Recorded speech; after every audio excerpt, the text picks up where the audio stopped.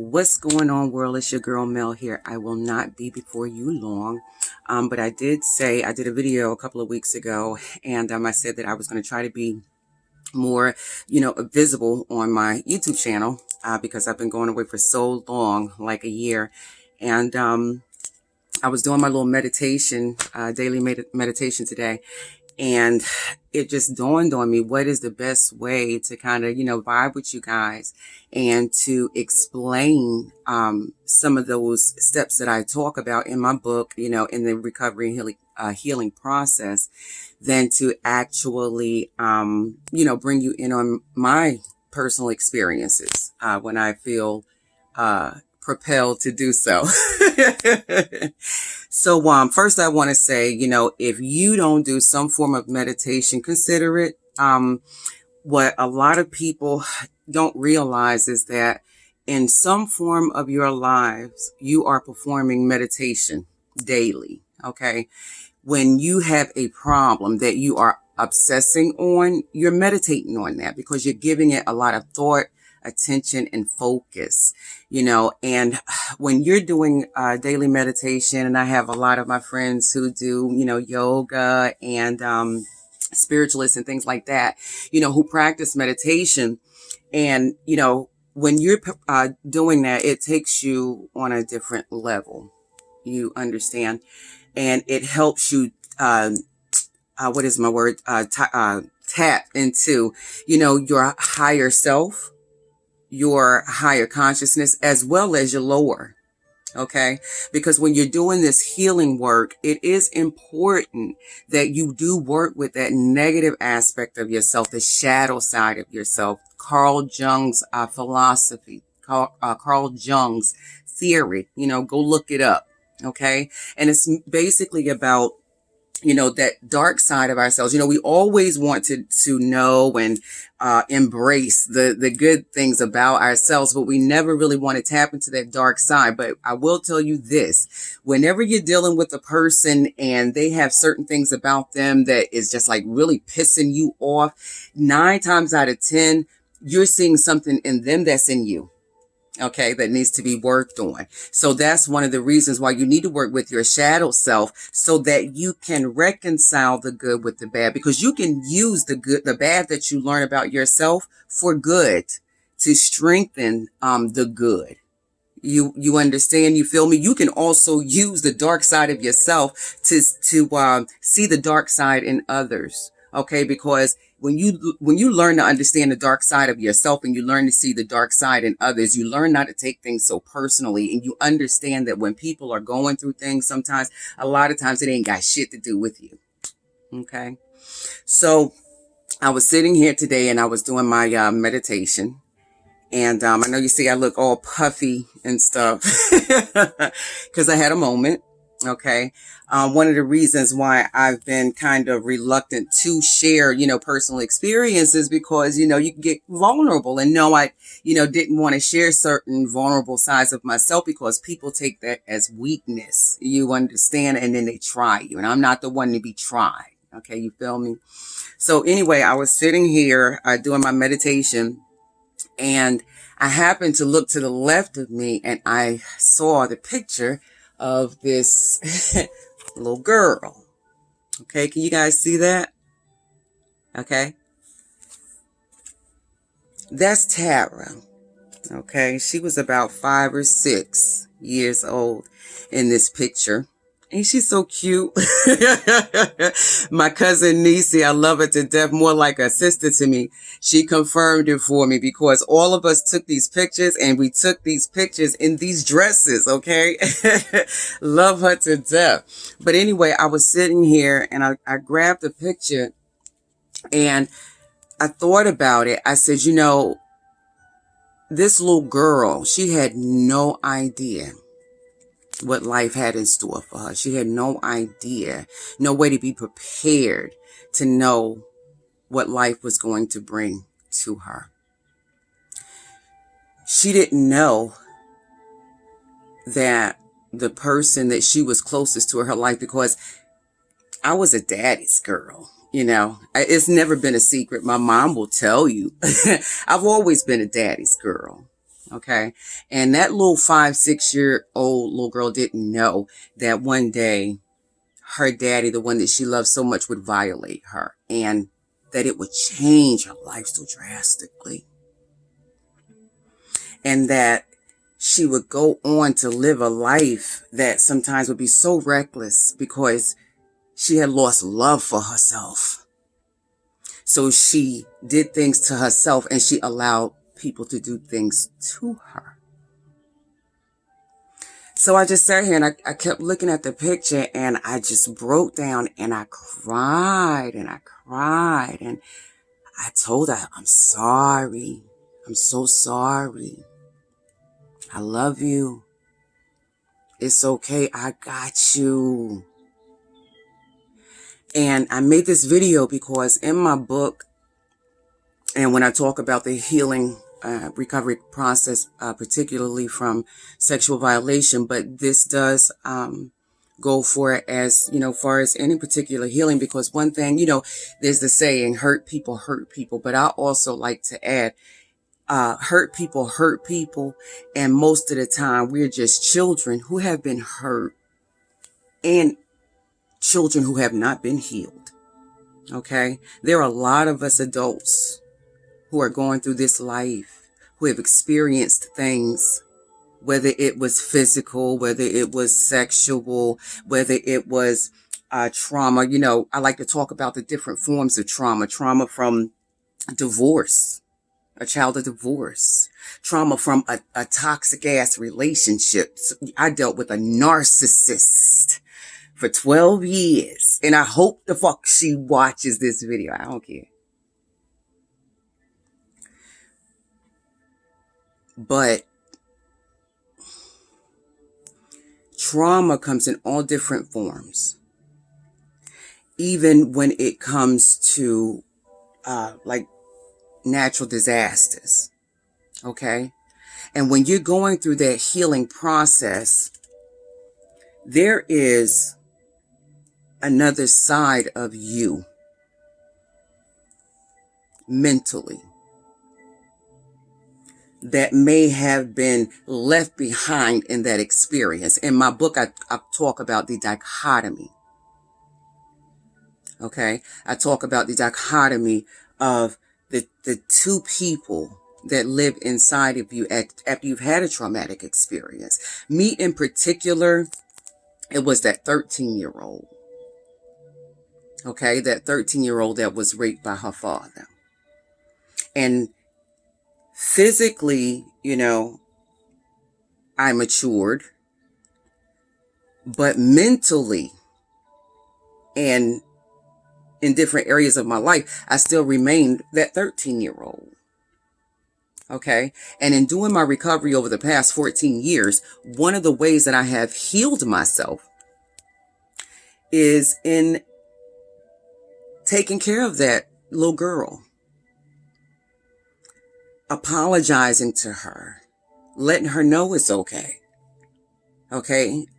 Forgiving her for the things that happened to her after she was violated. So I just wanted to come on and tell you guys that I know that there are a lot of you, whether you've experienced sexual violation or not, who are dealing with things from your past childhood, okay? And if you're a visual person, I'm a visual person. I hadn't even thought to do this in the past, but if you have a picture of yourself, get that picture, okay? And look at that picture and look at that little person and tell that little person it's okay. I got you. I'm sorry for what you've had to go through. I'm sorry for what you had to experience. I'm sorry that there was no one there to validate you, to support you, to believe you, to protect you. I'm sorry, but I got you now. Okay? Because what you need to understand is I don't give a damn how old you are. Okay? You can't go the rest of your life talking about I'm this way because of mama, daddy, auntie, uncle, and nobody else. Especially when you have children, okay? You have to take responsibility and accountability for your own life. Okay, you can't go blaming the next person for what you have knowledge of. Okay, and when knowledge comes to you and you refuse to accept it, cognitive dissonance, that I call that willful ignorance, meaning you choose and you willfully choose to be ignorant. Okay, cognitive dissonance is when information is given to you. Okay, most times proven factual. Okay, information is given to you that contradicts what you already believe. Okay, and because it makes you uncomfortable, it's easier to remain stuck in that belief than to accept this factual information that has been given to you. That's willful ignorance because you don't want to change. Okay, so another point I want to make before I go, when I talk about healing and recovery, I talk about thoughts, okay? Change your thoughts to change your life. But at the core of it, it's about perception, how we see things, how we view things, how we look at things, okay? The way we see something, okay, it's going to trigger what we think about what we see, okay? And once it triggers a thought, that thought is going to trigger what? An emotion. That emotion is going to cause us to react. Okay. So what I've learned on my journey of recovery is that one of the biggest ways to change my life, especially for positive, is to change the way I look at stuff. Okay. It's a choice. Everything is a choice. Anywhere that you go in this life, your life can go many different ways. But whatever way that it goes, it is your choice. Unless you have a gun pointed at your head or somebody is forcing you, it's by choice. Be cognizant of that. Okay? So that's what I wanted to say. In looking at that picture, in your life where you are right now, if you're feeling stuck, because there are certain things about yourself that you can't forgive. There are people in your life that you're holding on to, because of I don't know, certain validation that little girl or that little boy is looking for. Sit down with that child and get to the core to try to deal with what hurt that baby so you can help that baby move on. Because I'm going to tell you something, okay? We are the ones that are raising these, our generation of children. We can't continue to be out here, adults hurt out here, not healing. We can't do that because all we're doing is hurting our children and we're hurting generations after us. I refuse to do that. I am self-professed if I have to be, but it has been given to me that no, I was chosen as a generational curse breaker in both sides of my family. I will take that on. I'm not afraid, and I'm not worried about the task that comes with it. Heavy is the head that holds the crown. I'm good with that. Okay, so I'm not going to be on much longer. I got work to do, school work, housework, you know what I'm saying? Work don't stop for the queen. But I just really wanted to come on here and share this experience with you guys. Like I continue to say, healing and recovery is work. Nobody is going to bring your healing and recovery to you on a plate of wine and cheese. Nobody's going to look at you and say, oh my God, you're doing so bad. Let me give you your healing so you can get better. It doesn't work that way. It's work. And another thing, these things that you're experiencing, they didn't happen overnight, especially if you experienced trauma as a kid. So you have to be easy with yourself. Take it easy with yourself. One day at a time. One day at a time. And when you fall backwards, it's okay. Be more proud of the fact that you keep taking it one day at a time. God,